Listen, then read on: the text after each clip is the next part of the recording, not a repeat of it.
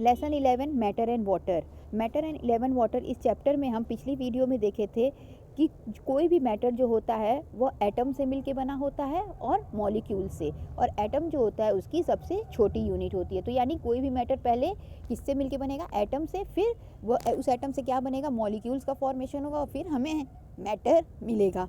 आज हम देखेंगे मॉलिक्यूल्स के अरेंजमेंट के आधार पे मैटर जो होते हैं वो 3 स्टेट में पाए जाते हैं। तो उन तीनों स्टेट्स को हम देखेंगे मॉलिक्यूल्स के अरेंजमेंट के आधार पे। तो सबसे पहले हम देख लेते हैं सॉलिड के बारे में। In solid the molecules are packed very close to each other. जो सॉलिड होता है उसमें जो मॉलिक्यूल्स होते हैं वो एक दूसरे से टाइटली पैक्ड होते हैं। Therefore they have fixed shape and size. इस वजह से उनका शेप एंड साइज क्या होता है, फिक्स होता है, क्योंकि उनके मॉलिक्यूल जैसे यहाँ पे डायग्राम में दिखा रहा है ना, एक दूसरे से एकदम जुड़े हुए हैं, इस तरीके से होते हैं। तो इस वजह से उनके जो मॉलिक्यूल्स होते हैं वो एकदम टाइटली पैक्ड होते हैं, इस वजह से वह फिक्स्ड होते हैं, उनके शेप और साइज।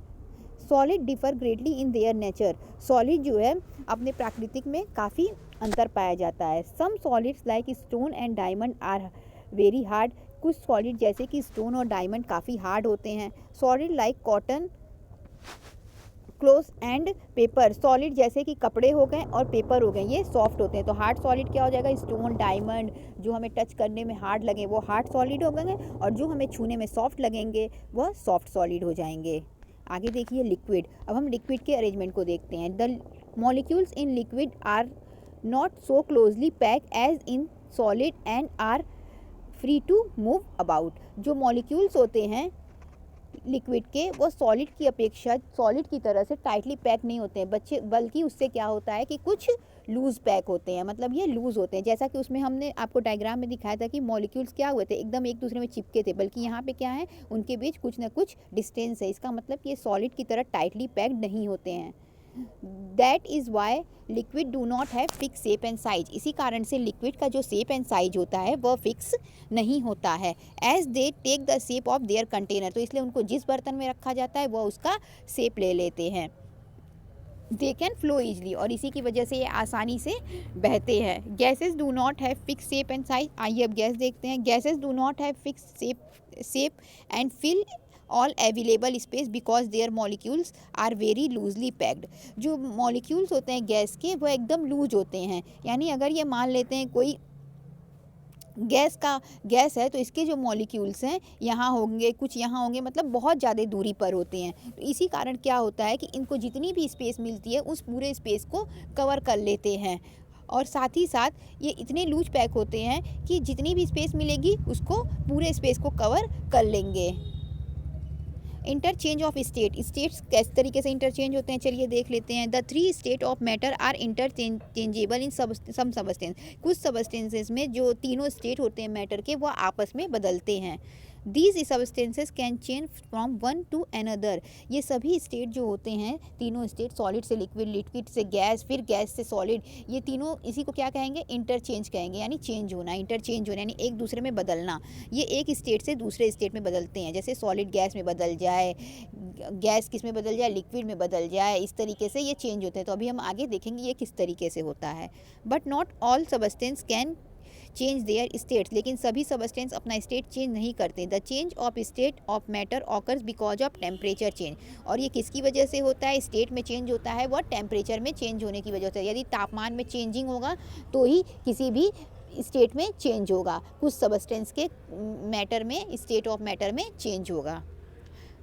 अब देख लीजिए, पॉइंट वाइज देख लेते हैं, चलिए।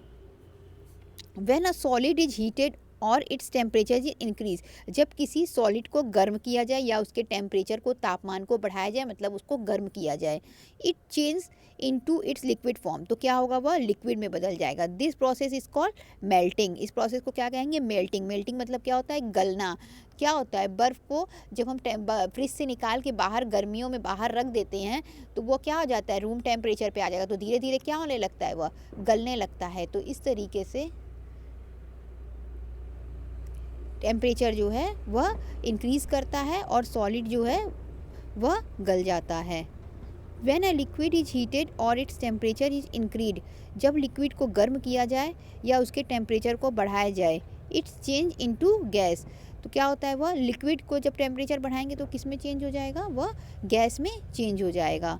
This process is called evaporation. इस प्रोसेस को क्या कहते हैं, इवापोरेशन कहते हैं। यानी जब लिक्विड को हम गर्म करेंगे तो उसका टेम्परेचर बढ़ेगा और टेम्परेचर बढ़ने से क्या हो जाएगा, भाप बन जाएगा, और इसी प्रोसेस को क्या कहते हैं, इवापोरेशन कहते हैं। If the heating is slow and it is called boiling, if it is the heating is fast, if the heating is slow, यदि हीटिंग स्लो है तब क्या कहेंगे, evaporation. And it is called boiling if the heating is fast, यदि heating बहुत ज़्यादा तेज़ है तो उसको क्या कहेंगे, बॉइलिंग कहेंगे, यानी उबलने लगेगा, पानी का भाप बन के उड़ना क्या कहलाएगा, वो कहलाएगा इवापोरेशन। लेकिन जब पानी खौलने लगेगा, उबलने लगेगा तो उसको क्या कहेंगे, बॉइलिंग कहेंगे। यानी जब पानी बहुत ज़्यादा गर्म हो जाएगा तभी उबलेगा तो क्या कहेंगे, उसको हम बॉइलिंग। लेकिन जब पानी गर्म होकर भाप बनने लगेगा तो उसे क्या कहेंगे, उसे हम इवापोरेशन कहेंगे। आगे देखिए, when A gas is cool down और इट्स टेम्परेचर इज रिड्यूस, जब गैस क्या होने लगे, ठंडा हो जाए और उसका टेम्परेचर गिरने लगे, इट बिकम ए सॉलिड, तो क्या बन, इट बिकम ए लिक्विड, तो धीरे धीरे क्या बन जाएगा, लिक्विड बन जाएगा। This process is called condensation, इस प्रोसेस को क्या कहेंगे, कंडेंसेशन कहेंगे। जब हम पानी गर्म करते हैं, किसी पतीले में गर्म करते हैं और यदि हम उस पर ढक्कन लगा के गर्म करते हैं ढक के, तो क्या होता है, उस पानी का उस पर बूंद बूंद इकट्ठा हो जाता है, और जब वो ठंडा होगा तो क्या हो जाता है, वो ठंडा होकर हमें पानी जैसा दिखने लगता है। तो जब उसका टेम्परेचर रिड्यूस हुआ, क्यों कि जब पानी ठंडा होगा तो उसका टेम्परेचर क्या होगा, गिरेगा, जब टेम्परेचर गिरेगा तो क्या हो जाएगा, वापस से लिक्विड हो जाएगा। इसी प्रोसेस को क्या कहेंगे, इसी प्रोसेस को कंडेंसेशन कहेंगे।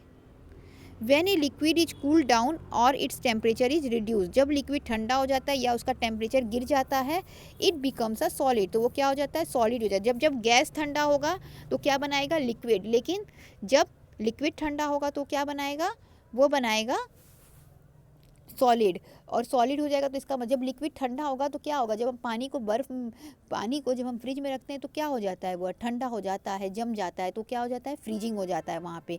लेकिन जब हम पतीले में पानी गर्म करते हैं और उसका पानी जो है अगर हम ढक के गर्म करें तो जो उसमें पानी इकट्ठा होता है वो क्या बना देता है, वो आपका उसमें बना देता है पानी की बूंदें। तो इससे क्या होता है कि जो पानी की बूंदें उस पतीले के ढक्कन पे आती हैं, वो किस फॉर्म में रहती हैं, लिक्विड फॉर्म में, तो उसके क्या कहते हैं, कंडेंसेशन कहते हैं। और जब कोई लिक्विड को हम ठंडा करते हैं टेम्परेचर रिड्यूस करके, यानी फ्रिज में रख के जब हम किसी भी लिक्विड को ठंडा करते हैं, उसका तापमान बहुत गिरा देते हैं, तो हमें क्या होता है, फ्रीजिंग होता है वहाँ पर, तो हमें क्या मिलता है, बर्फ़ मिलता है। तो इस तरीके से हम देखें melting, boiling, evaporation, freezing, condensation और फ्रीजिंग के बारे में जाने। इसके बाद फिल इन द ब्लैंक्स दिया है, इसको आप लोग पढ़ लीजिएगा। अब हम अगले वीडियो में देखेंगे वाटर के बारे में। Thank you.